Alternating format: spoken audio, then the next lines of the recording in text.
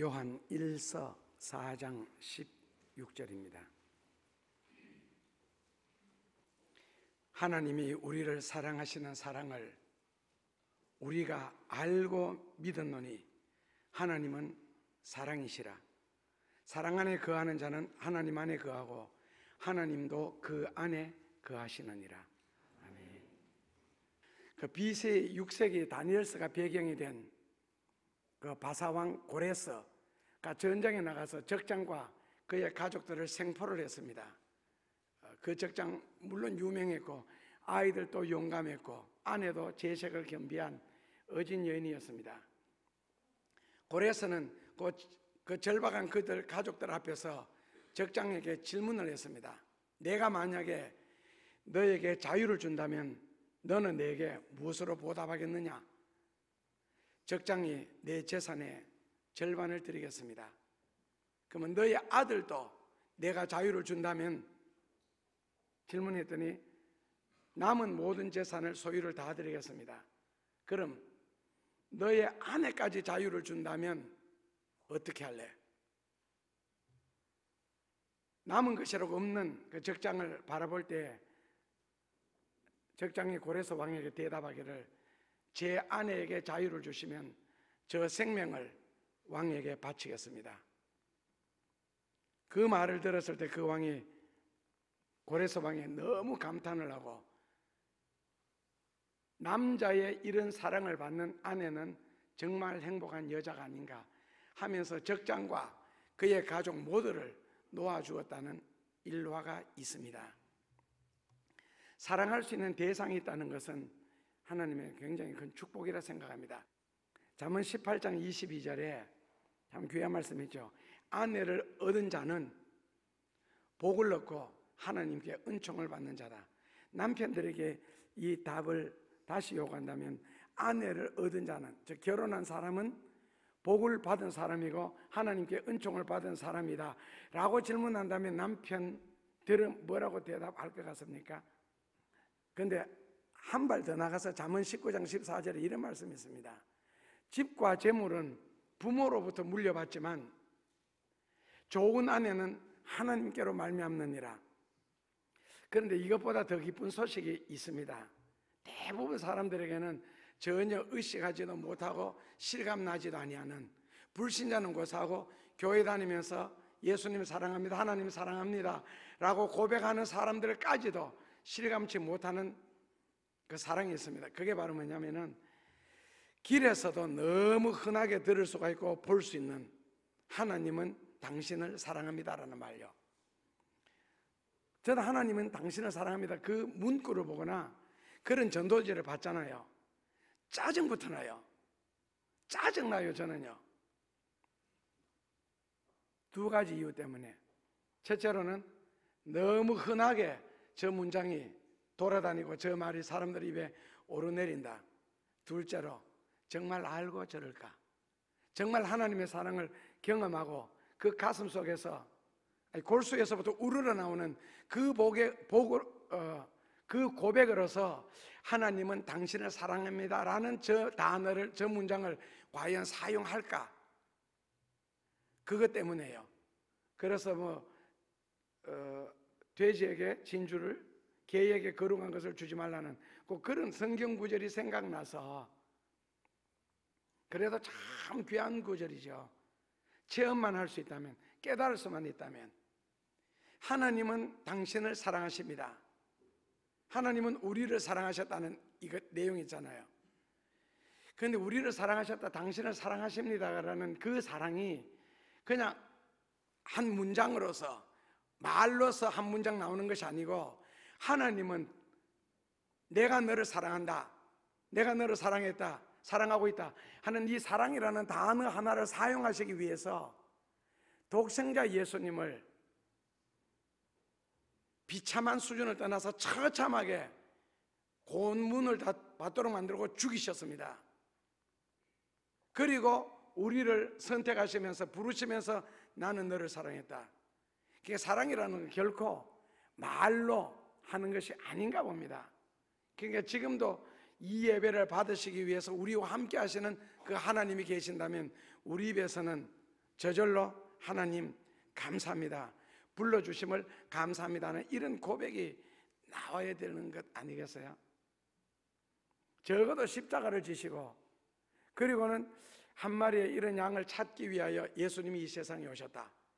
그런데 그 찾음의 대상이 많은 것이 든 사람이나 모든 것이 난 사람이나 된 사람이 아니고, 그리고 있는 사람, 가진 사람이 아니고 약한 자, 병든 자, 없는 자, 눌린 자, 버림받은 자. 왜 예수님이 그들을 찾으시겠어요?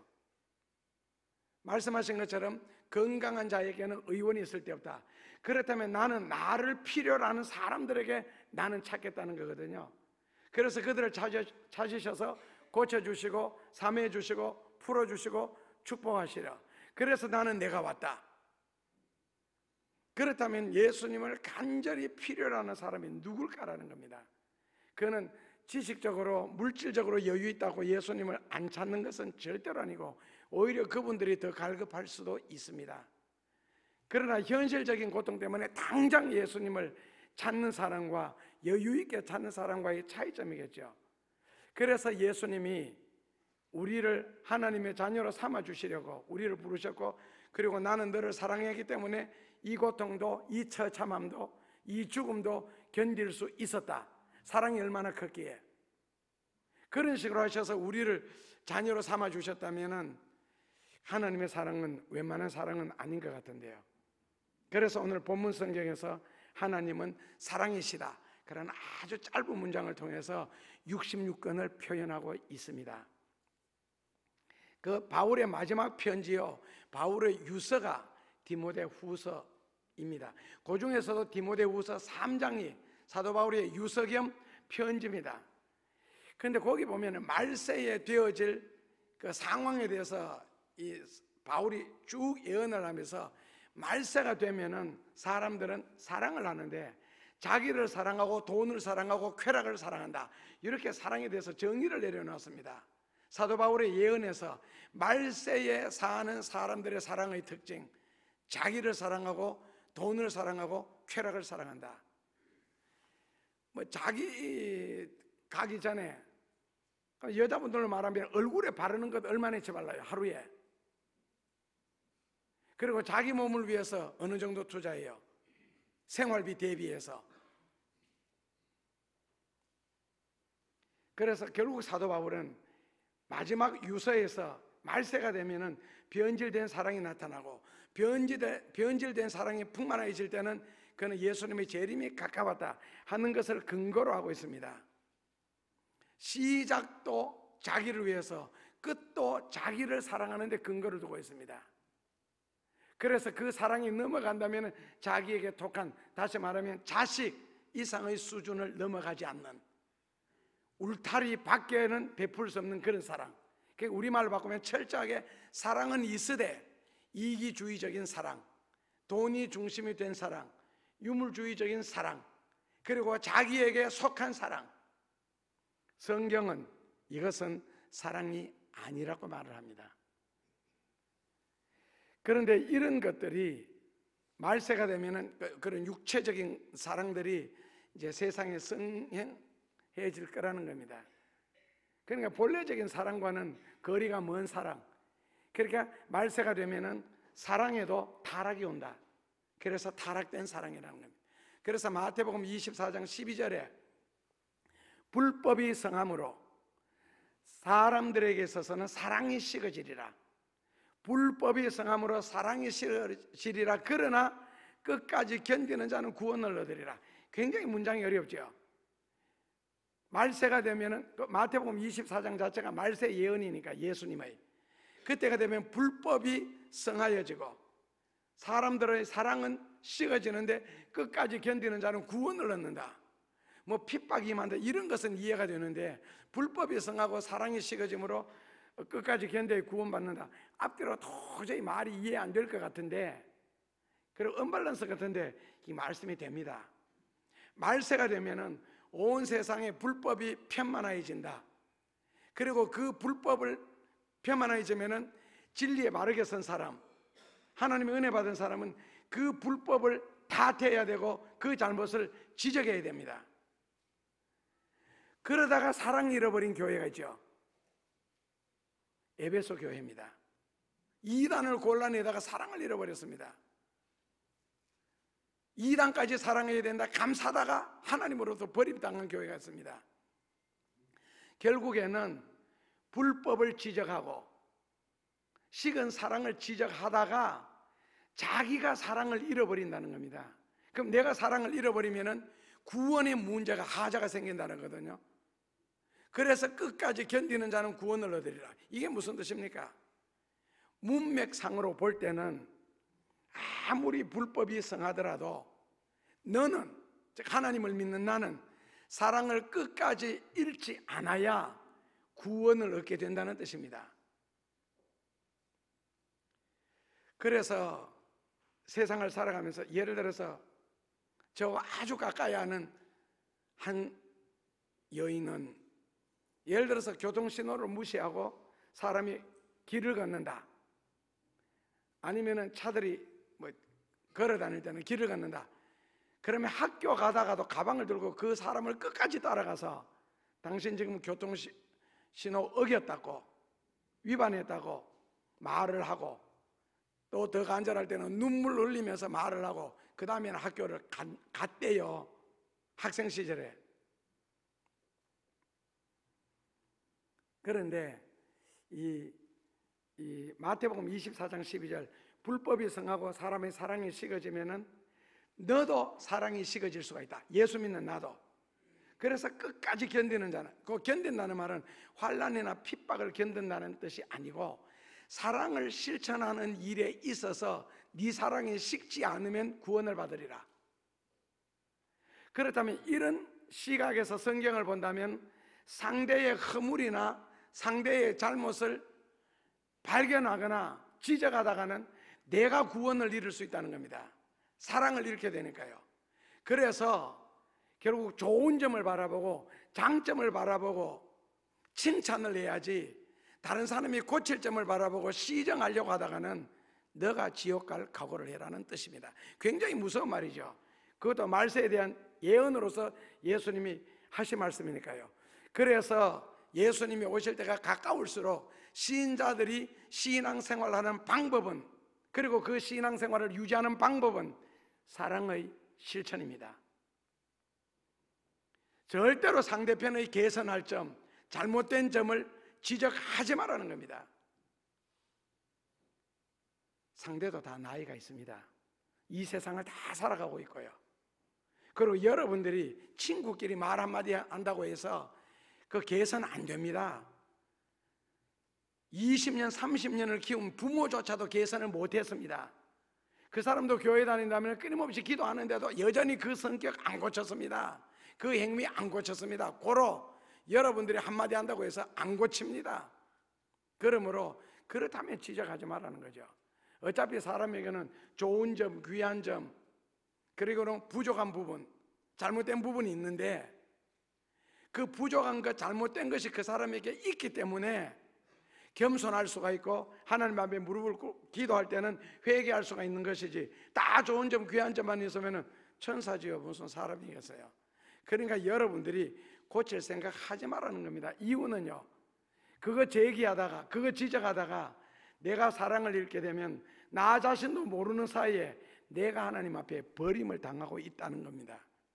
그래서 끝까지 견디는 자는, 하고 싶은 말이 있어도 정말 절친이 아니면은, 절친 아니고요, 부부지간이라 할지라도 하지 마십시오. 아내 절대 안 고칩니다. 남편 고칠 것 같습니까? 천만에요. 오히려 더 반대로 행동할 겁니다. 그렇게 말하면 말할수록 오히려 더 어긋난 행동을 한다고요. 부부지간이라 할지라도 상대의 잘못을 지적하지 마십시오. 집 정리, 청소 일주일 정도 안 하면은 온 집이 창고지요. 엉망이죠. 같은 양발 찾기가 힘들고, 겉옷, 속옷, 윗옷, 아래옷 어디에 흩어져 있는지 모르고, 마루를 지나가려고 하면은 뒤꿈치를 들고 폴짝폴짝 뛰어야 되죠.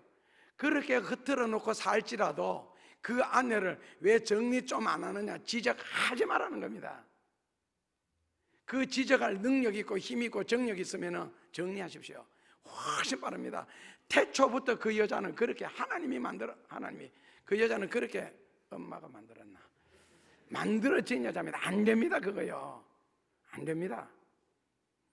그래 지적하면은 신기한 것은요, 누가 봐도 지금 분명히 잘못해서요, 살림 사는 여성으로서 잘못했는데 미안해요, 다음부터 잘, 이런 대답이 나올 줄 알았는데 오히려 팍 쏩니다. 더 달라듭니다.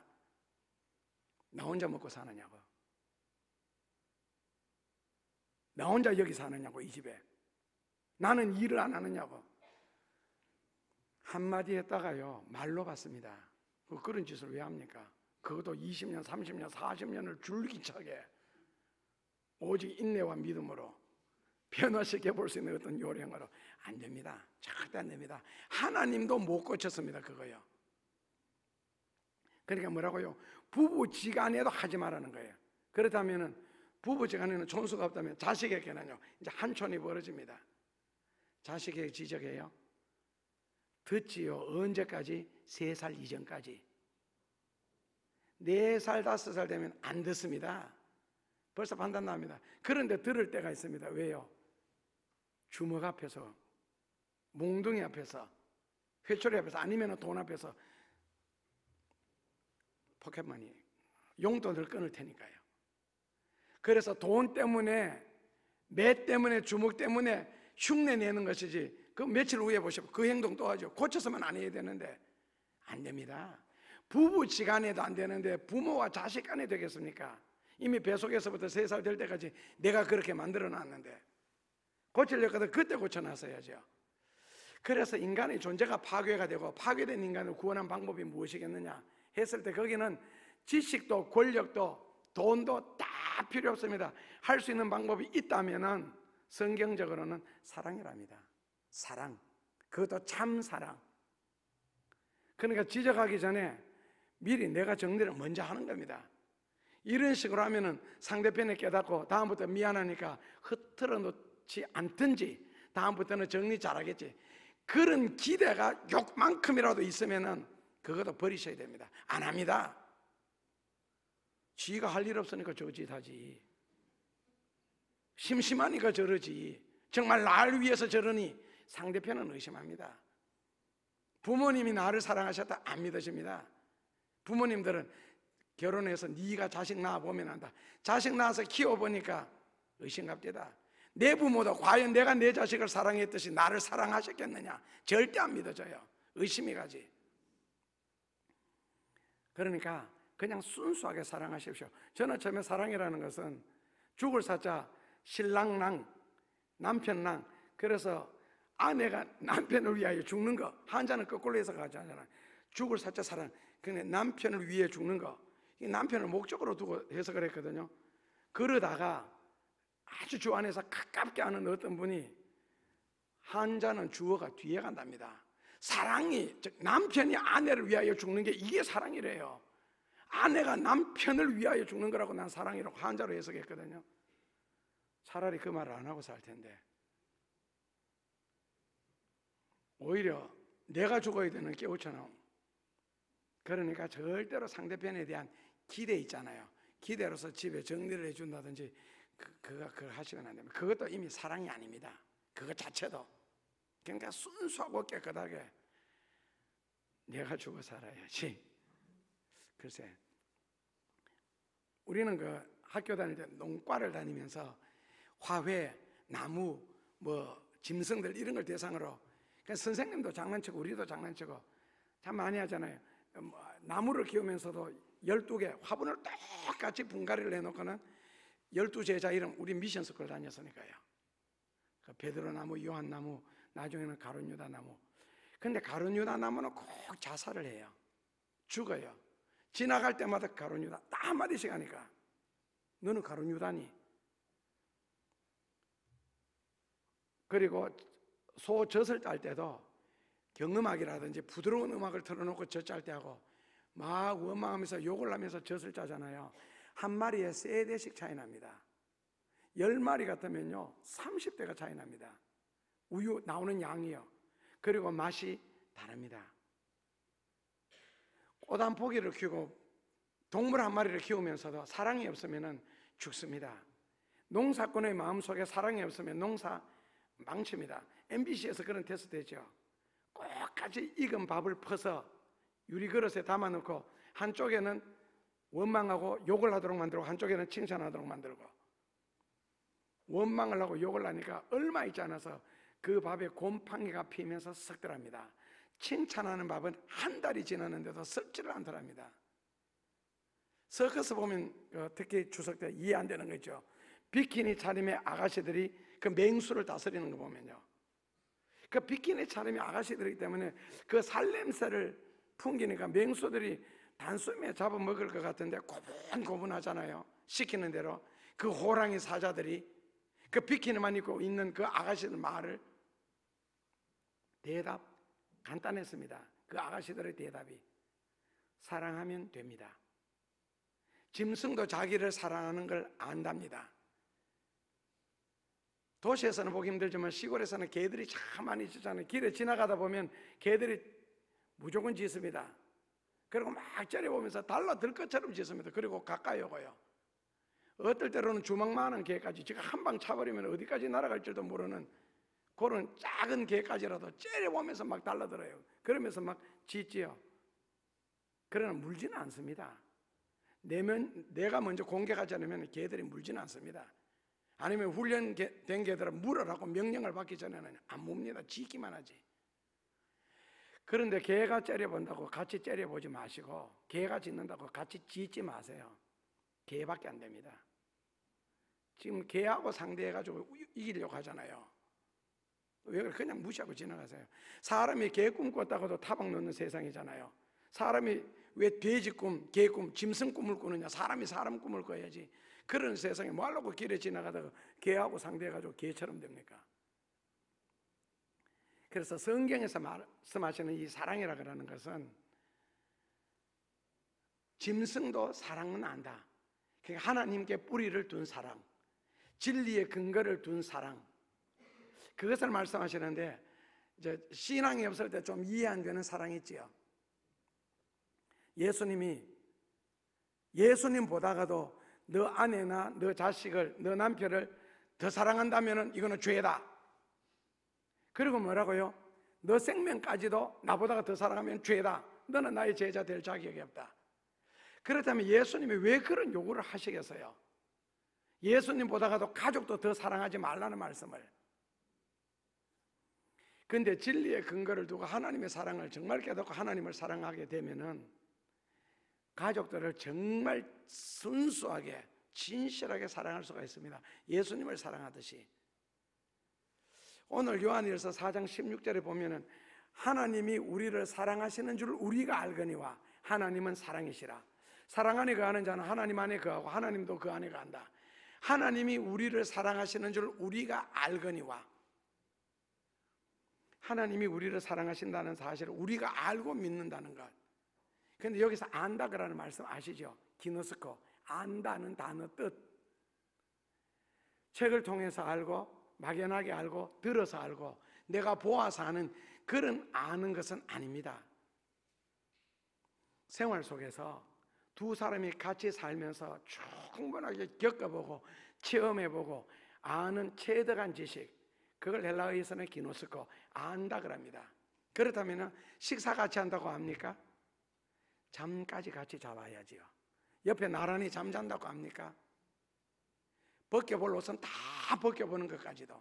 그래서 어디에 무슨 흠이 있는지, 어디에 점이 있는지, 어디에 상처가 있는지까지 아는 거예요. 그러니까 하나님과 우리와의 관계를 성경에는 부부와의 관계로 표현을 했습니다. 내 아내에 대해서, 내 남편에 대해서 모르는 것이 없는 것, 물론 뭐 내적인 부분 말고요. 그렇다면 하나님을 많이 체험할수록, 성경을 많이 알수록 하나님이 사랑하는 방법과 하나님이 사랑하는 길이 있습니다. 굉장히 도움이 됩니다. 성경을 많이 알수록, 하나님의 은혜와 사랑을 많이 체험할수록. 그렇다면 그것을 가장 많이 체험한 백성이 누굽니까? 이스라엘이죠.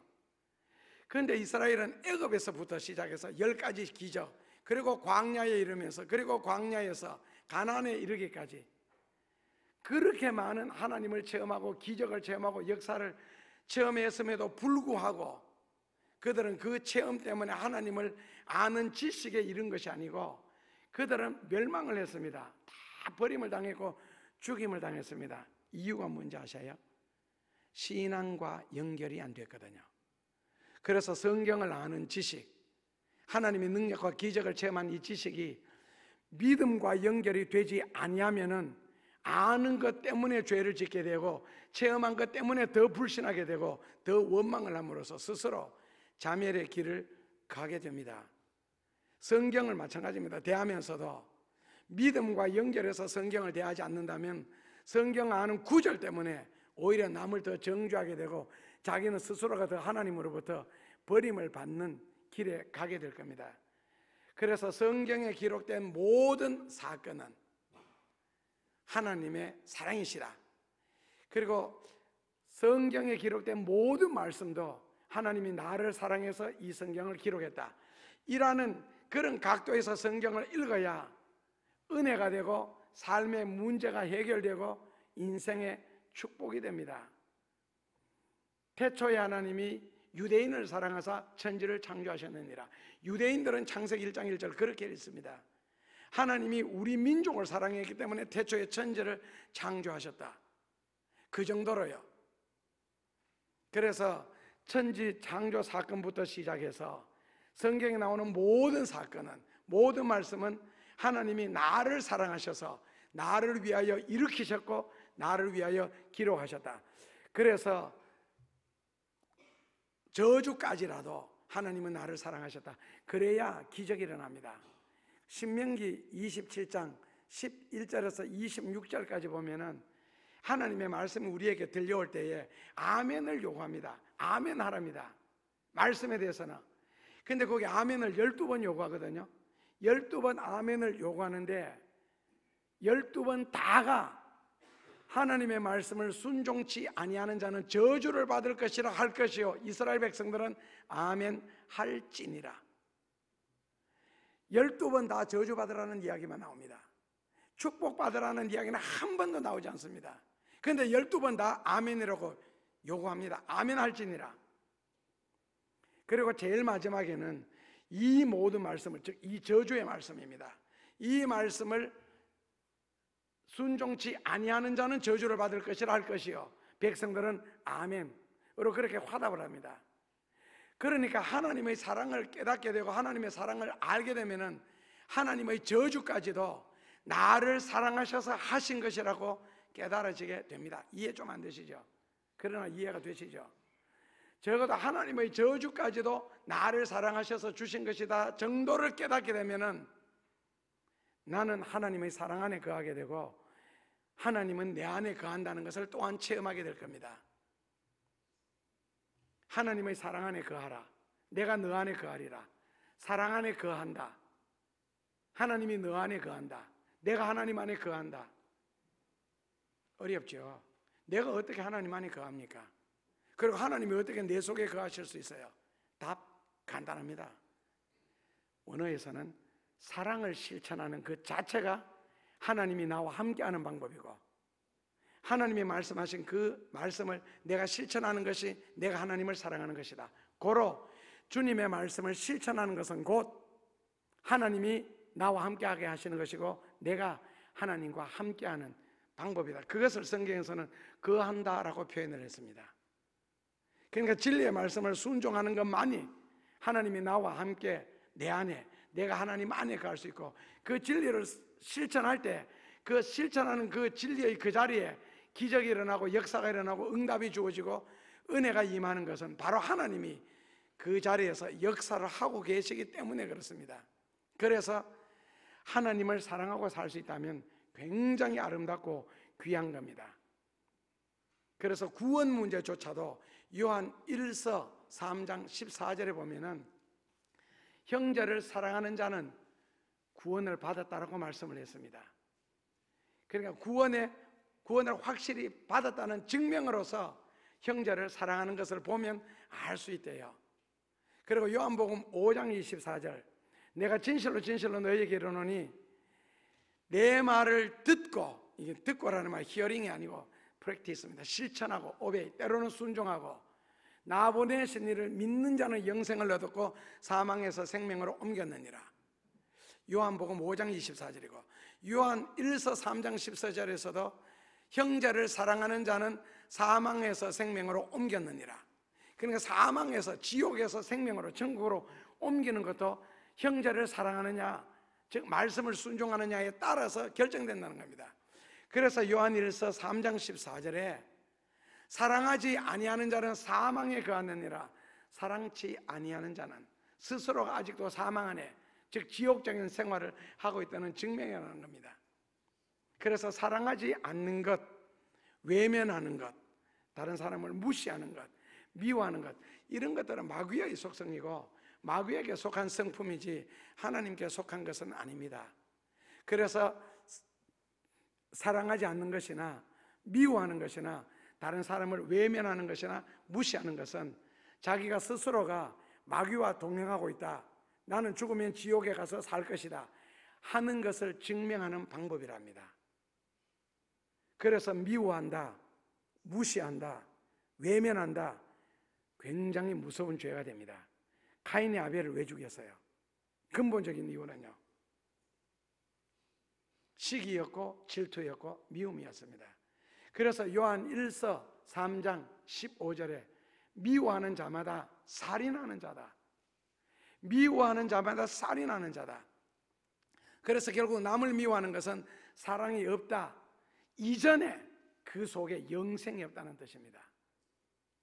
미워하는 것 자체가 내 속에 영생이 없어서 그렇고 내 속에 은혜가 없어서 그렇답니다.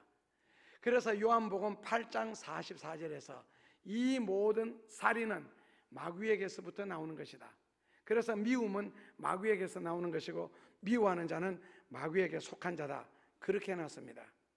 그래서 하나님 앞에서는 회색지대가 없습니다. 미워하든지 사랑하든지 그게 나누일 뿐이지 무시한다, 외면한다, 그것은 미움입니다. 미움의 일종이죠. 그래서 요한복음 1장 1절에는요 태초에 말씀이 계시는데 이 말씀은 곧 하나님이다. 요한복음 1장 14절에서는 이 말씀이 육신이 되었는데 이 말씀은 곧 예수님입니다. 그 다음에 요한일서 5장 7절에 성령은 곧 말씀이다. 그렇다면 다시 정리하면요, 성령은 곧 말씀이고 이 말씀이 육신이 된 게 예수님이고 태초에 말씀이 계셨는데 이 말씀은 곧 하나님이다. 그러므로 하나님은, 예수님은, 성령은 말씀, 고로 성경은 하나님의 말씀인 동시에 하나님의 사랑이고 하나님이시다라는 겁니다. 그래서 요한 1서 4장 16절에 그 하나님은 사랑이시다. 그러므로 성경에 기록된 모든 말씀은 하나님의 사랑으로 기록된 것이다 라는 뜻입니다. 그래서 어떤 말씀이든지 사람의 말로 받지 아니하고 그 다음에는요 아멘을 성경에는 요구하는 겁니다. 혹시 오스카 와일드가 지은 살로메라는 소설을 읽어보셨어요? 그 소설은 마태복음 14장을 배경으로 해서 살로메라는 소설을 썼습니다. 오스카 와일드가요. 그 소설의 주인공이 살로메입니다. 아시는 것처럼 살로메는 헤로디아의 딸입니다. 헤로디아는요 헤롯 빌립의 아내였습니다. 그러니까 헤롯 안디바스가 있고 헤롯 빌립이 있고 사형제가 있는데 그 헤롯 안디바스가 그 당시에 우리가 성경에 나오는 헤롯 왕이고 그 헤롯 안디바스의 동생이 헤롯 빌립입니다. 그런데 그 헤롯 빌립의 아내가 바로 헤로디아입니다. 근데 그 헤로디아가 시숙에게 바로 시집을 가게 됩니다. 근데 그 헤로디아가 시집을 가서 그것도 부족을 해서 요한에 대한 그 세례 요한이죠 그 당시에 해서 명성을 듣게 됩니다. 그래서 헤로디아가 세례 요한을 찾아갑니다. 그때 세례 요한은 광야에서 한참 복음을 외칠 때입니다. 그러니까 뭐 야생 꿀을 먹고 석청이라 그러죠. 그 다음에는 낙타 털옷을 입고 그 다음에 가죽띠를 띠고 그 다음에는 이 독사의 자식들을 그러면서 외칠 때에 부드러운 설교가 아니잖아요. 그때 헤로디아는 뭐를 느꼈느냐, 야생미 넘치는 그 세례 요한의 그 인간미를 느끼게 됩니다. 그래서 세례 요한에게 찾아가서 나는 당신을 사랑합니다 하고 사랑을 고백하게 됩니다. 그리고 같이 사랑하자. 그러니까 세례 요한의 성격에 뭐라고 했을 것 같습니까? 그냥 대중들을 향해서도 이 독사의 자식들아 누가 너희들 보고 여기 와서 회개하고 세례 받으라 했더냐 하는 이런 식으로 거의 욕을 섞어서 설교를 한 이 세례 요한이 이 정욕에 가득 찬 불타는 여인이 와서 나는 당신을 사랑합니다 라고 고백했을 때 물론 미색을 갖추었지요. 왕의 아내잖아요. 세례 요한이 고맙습니다, 감격입니다 그렇게 했을 것 같습니까? 그런데 이 헤로디아가 그 사랑을 포기하지 않습니다. 그런데 요한에 의해서 끝까지 거절을 당하자 앙심을 품게 되고, 그리고 헤롯 왕에게 온갖 거짓을 뒤집어 씌워서 결국 감옥에다가 쳐 넣습니다. 그리고 헤롯의 생일 때에 자기의 딸 살로메 한참 무르익었을 때죠. 춤을 추도록 만듭니다. 그러니까 헤롯이 살로메에게 이야기하죠. 너가 원하면 나라의 절반이라도 너에게 떼주겠다. 네 소원을 말해라. 그랬을 때 이 살로메가 어머니 헤로디아에게 가서 무슨 소원을 말할까요? 어머니가 시켰죠. 세례 요한의 머리를 소반에 담아달라 해라. 헤롯은 처음부터 요한을 감옥에 가둘 생각이 없었습니다. 그런데 하도 아내가 옆에서 온갖 말로 누명을 뒤집어 씌우니까 할 수 없이 그러면은 감옥에 가두라 했는데 세례 요한의 목을 달랄 줄은 생각도 못했습니다. 그 정도로 악독한 여인입니다. 그래도 한때는 자기가 찾아가서 연모했던 남자잖아요. 결국에는 헤롯이 갈등을 하다가 백성들 앞에 한 말이 있으니까 그렇다면 요한의 목을 잘라오너라. 그때 살로메가 그 세례 요한의 목을 잘라온 걸 초반에 지금 피가 줄줄 흐르고 있잖아요. 그런데 그 피가 줄줄 흐르는 그 요한의 입술에다가 키스를 합니다. 소설은 여기서 이제 끝이 납니다. 그런데 오스카 와일드가 여기서 하고 싶은 말이 무엇이겠어요? 인간의 욕정적인 사랑이 얼마나 사람을 눈멀게 하며, 사랑이라는 것은 높이 보여야 되고 사랑이라는 것은 빼앗아야 되고 빼앗다가 빼앗지 못하면 죽여서라도 내 것을 만들어야 된다. 이게 사랑의 강한 부분입니다. 그래서 아가서 8장 6절에는요 지옥의 불보다가도 더 무서운 게 사랑의 식이라 그랬습니다. 처음부터 자기에게서 출발해서 마지막에 가서도 자기에게로 끝맺는 것, 그러기 위해서는 죽여야 된다는 겁니다. 그리고 마지막에는 자기도 자살을 하게 되죠. 그러니까 변심한 여인의 집을 찾아가서, 그것도 명절에 식구들이 다 모였을 때 가족이 총을 난사해서 여인의 모든 가족들을, 식구들을 다 죽이는 끔찍한 사랑이 경남 의령 총기 사건 아니에요? 진권사님 옆집에서, 옆 동네에서 일어난. 그러니까 변심한 총 들고 찾아가서 많이 죽이잖아요, 총 가진 사람들이. 그래서 오스카 와일드가 여기서 지적하고 싶은 것은 하나님의 사랑을 말하고 싶은 거예요.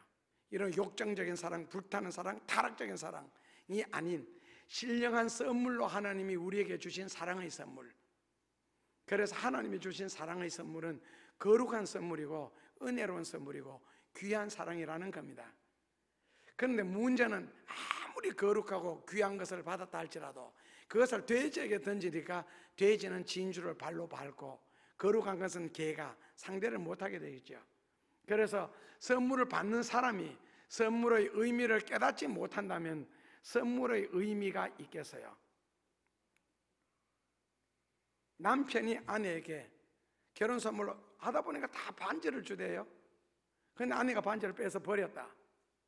사랑하는 사람에게 반지를 줬을 때 빼서 버렸다. 아니면은 잃어버렸다. 그게 과연 이해가 되는 말이냐고요. 그 정도밖에 가치가 안 되느냐는 겁니다. 그 의미를 안다면. 그런데 만약에 선물을 통해서 속박을 느낀다면 그 선물은 선물이 아닙니다.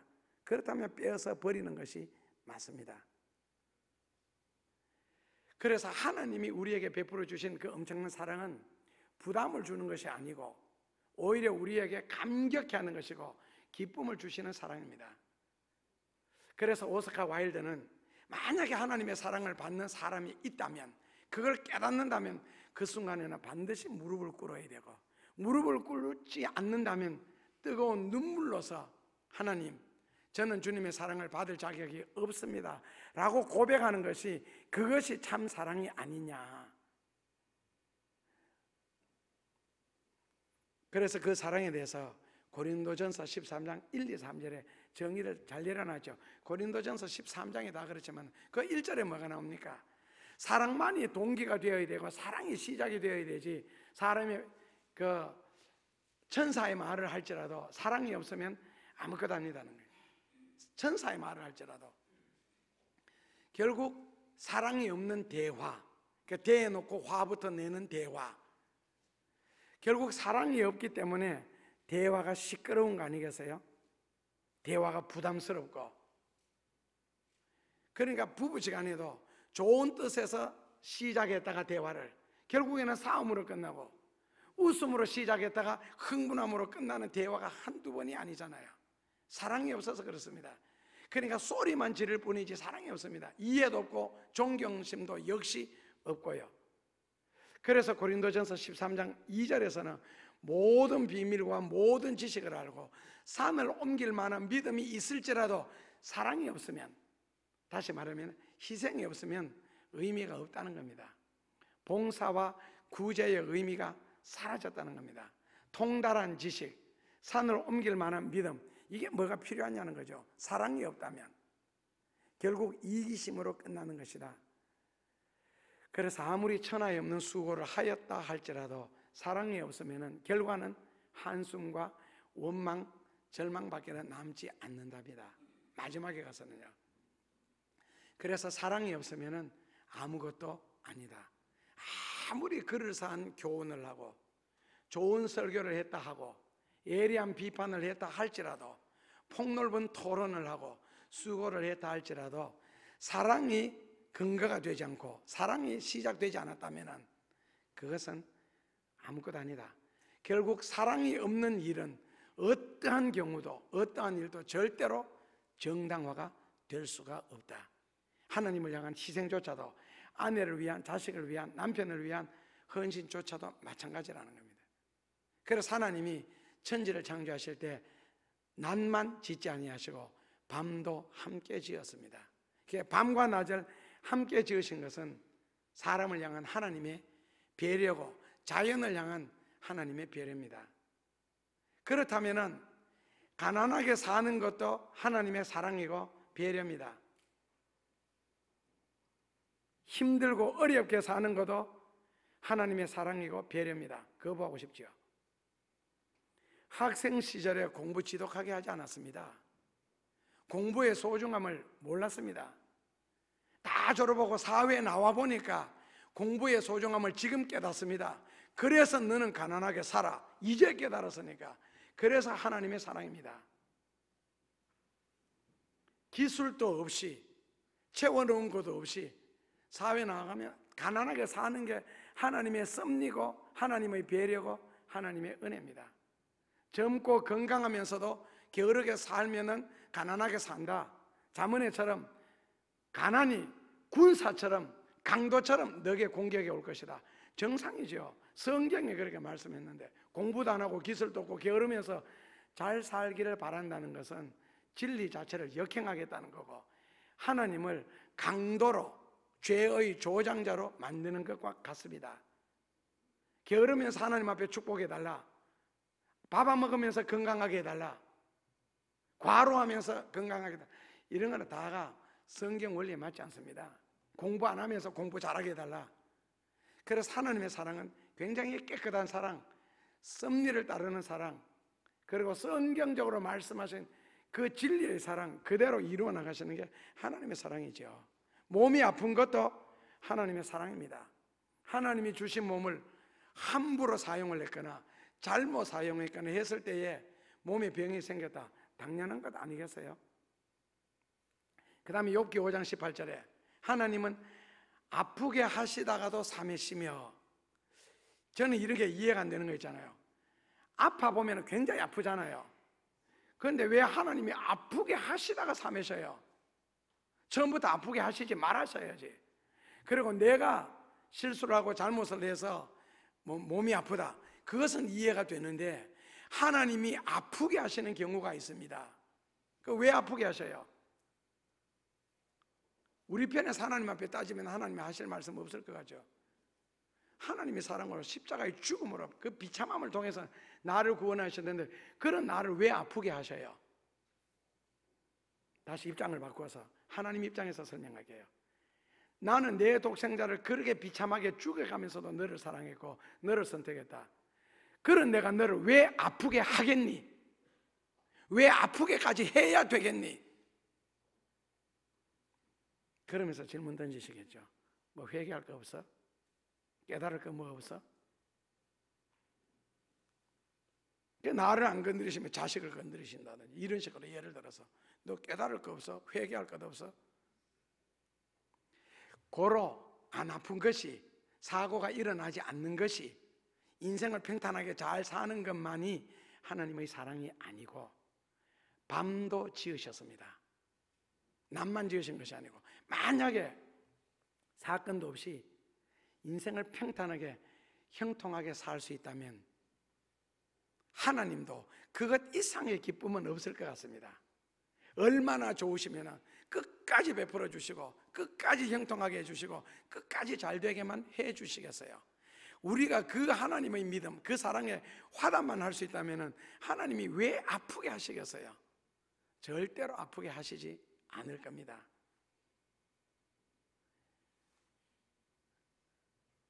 젊은 사람들 연애할 때는, 신혼일 때는 가고 싶은 것, 하고 싶은 것 마음대로 했죠. 근데 임신을 하게 되면은요, 그리고 아이를 낳게 되면은요, 먹고 싶은 건 못 먹습니다. 가고 싶은데 못 갑니다. 심지어는 자기가 아파서 자기 몸을 위해서 약 하나도 먹을 수 없는 것이 뱃속의 아이 때문이에요. 그런데 그 아이 때문에 귀찮다, 피곤하다, 짜증난다, 그런 사람이 있겠어요? 그리고 그 아이가 태어났습니다. 그 태어날 때 아팠기 때문에 네 때문에 내가 고생을 얼마나 했는 줄 아느냐, 키우면서 너 때문에 내가 얼마나 힘드는 줄 아느냐, 귀찮은 줄 아느냐, 만약에 그런 표현을 부모가 되어 자식에게 한다면은 그 왜 낳아요? 왜 낳았어요? 그런 말을 하는 것은 부모가 아니지요. 하나님이 나 너 때문에 귀찮다, 너 때문에 힘들다, 너 때문에 괴롭다, 너 때문에 내가 신경을 얼마나 쓰는 줄 아느냐, 너 때문에 내가 얼마나 너가 가는 길을 막기 위해서 노력하는 줄 아느냐, 그런 말씀을 왜 하시겠어요? 하나님이. 예수님이 베드로를 찾아가셨습니다. 부활하신 후에. 그리고는 던진 질문을 하시죠. 너가 나를 사랑하느냐? 그것도 거듭 질문하십니다. 너가 나를 사랑하느냐? 3번이나. 다시 뒤집어서 설명하면 너가 왜 나를 모른다고 부인했는 줄 아느냐? 결국 예수님을 모른다고 부인한 것은 베드로가 예수님에 대해 정말 사랑했을까? 진실이 사랑했을까? 결국 너가 나에 대한 진실이 사랑이 없었음을 깨우쳐주는 대목이 너가 나를 사랑하느냐입니다. 정말 주님을 사랑했더라면 내가 살기 위해서 주님을 버리고 도망갔을까? 내가 살기 위해서 원망하면서 맹세하면서까지 저주하면서까지 주님을 부인했을까? 내가 살기 위해서. 과연 그것이 사랑일까? 내가 살기 위해서 처자식을 죽음의 자리로 몰아낼까? 아니잖아요. 결국에는 사랑이 없는 겁니다. 사랑이라는 것은 우리 인생 자체로 한번 투자할 만한 단어잖아요. 근데 세상이라는 것은 내가 의지하고 나를 투자할 만한 사랑의 대상은 아닌 것 같습니다. 그래서 진정한 사랑이란 무엇이냐 그랬을 때 철학에서는 플라토닉 러브라고 합니다. 정신적인 사랑. 마음으로 나누는 사랑, 플라토닉 러브예요. 그리고 가치 있는 사랑은 오직 대상이 하나밖에 없을 때 그것은 가장 가치 있는 사랑이 되고, 소중한 사랑이라 할 때는 마음속에 영원히 간직하고 싶은 사랑. 아름다운 사랑은요, 두 영혼이 하나가 되는 사랑. 헌신적인 사랑이란 베푸는 것, 황홀한 사랑이란 두 육체가 한 몸이 되는 것. 때묻지 않는 사랑은요, 아마 첫사랑일 겁니다. 그런데 이 소중하고 가치 있고 아름답고 때묻지 않는 진정한 사랑은 옥합을 깨뜨린 마리아나, 복음을 위하여 자기를 깨뜨린 바울이나, 내가 사랑하는 분이 원하신다면 자식이라도 번제물로 드린 아브라함처럼 후회 없는 사랑, 상대편을 흡족하게 만들어주는 그 사랑이 진실한 사랑이 아닐까. 고린도전서 13장 3절에 나오는 것처럼 내 몸을 불사르게 내어줄지라도 다 못할 그런 사랑. 이 땅 위에 사는 동안 언젠가는 하나님과 한번 해봤으면 좋겠습니다. 그래서 과거가 생각납니다. 깊은 산중 바위 밑에 한없이 굶어가면서 하늘에 떠있는 달과 별을 바라보면서 속삭이던 그 시절, 그렇게 다시 한번 속삭이고 싶고, 전도자 한 장을 들고 온 들판 벌판을 헤매면서 그분이 내게 베풀어 주셨던 사랑을 고백하면서, 때로는 목이 터져라 목이 쉬도록 마음껏 불러보고 싶은 이름, 그리고 하고 싶은 말, 예수님, 나는 예수님을 사랑합니다 라고. 그래서 그분이 내 안에, 내가 그분 안에 있는 하나됨을 통해서 세상을 가장 귀하게 돈독하게 변함없이 사랑을 하면서 여생을 마치고 싶습니다. 예수님, 사랑을 다 깨닫지는 못하지만 끊임없이 느끼게 하소서, 끊임없이 체험하게 하소서. 그리고 성경에 기록된 이 사랑을 나도 그대로 감격해하고 황홀해할 수 있는 그런 순간이 오게 하여 주옵소서. 그리고 여생 속에 하나님을 사랑하는 흔적으로 가득 채워지게 하시고, 그 흔적으로 인생을 수놓아 갈 수 있도록 축복하여 주옵소서. 그것이 세상에 남겨질 가장 아름다운 자취라는 것도 아울러 깨닫게 하여 주옵소서. 예수님 이름으로 기도합니다. 아멘. 예수님께서 우리를 위하여 베풀어 주신 온전한 사랑을 저희들도 하나님을 향하여 하나님이 기뻐하시는 일에 온전하게 사랑할 수 있도록 축복하여 주시고, 하나님이 주신 사랑 엉뚱한 곳에 흘리며 다니지 말게 하여 주시고, 예수님 앞에 갔을 그 순간을 생각하며 하나님이 내게 베풀어 주신 사랑으로 마음껏 하나님을 사랑하다가 하나님이 기뻐하시는 일을 하다가 주님 뵐 수 있도록 축복하여 주옵소서. 이 시간 드려지는 이 예물들이 하나님 앞에 저희들의 신앙 고백이 되게 하시고 베풀어 주신 은혜의 사랑의 고백이 되게 하여 주옵소서. 그리하여 평생을 주님을 섬기는 자리, 하나님을 향하는 자리 저희들이 있게 하여 주옵소서. 예수님 이름으로 감사하며 기도하옵나이다. 아멘. 하나님 아버지, 하나님의 사랑을 말씀했습니다. 그러나 하나님께서 그 사랑을 사랑할 수 없도록 저가 만들었습니다. 죄인입니다. 용서하여 주옵소서. 그럴 일이 없게 하여 주옵소서. 하나님의 깨끗함과 온전하심을 온전히 드러낼 수 있도록 저가 살게 하여 주옵소서. 이제는 우리 주 예수 그리스도의 고귀하신 그 사랑과 비참하도록까지 독생자를 십자가에 버리시며 우리를 사랑하신 하나님 아버지의 그 고귀하신 은혜와 우리를 위하여 날로 간구하시는 성령의 크신 사랑의 기도가 항상 우리의 삶의 현장에서, 우리의 가슴 속에서 우리를 통하여 이 땅 위에 나타날 수 있도록 축복해 주실 것을 믿사오며, 그렇게 멀지 않는 날 남북 통일을 통하여 주의 재림 또한 앞당길 수 있도록 기도하며 헌신하며 살게 하여 주실 것을 예수님의 이름으로 간절히 축원하옵나이다.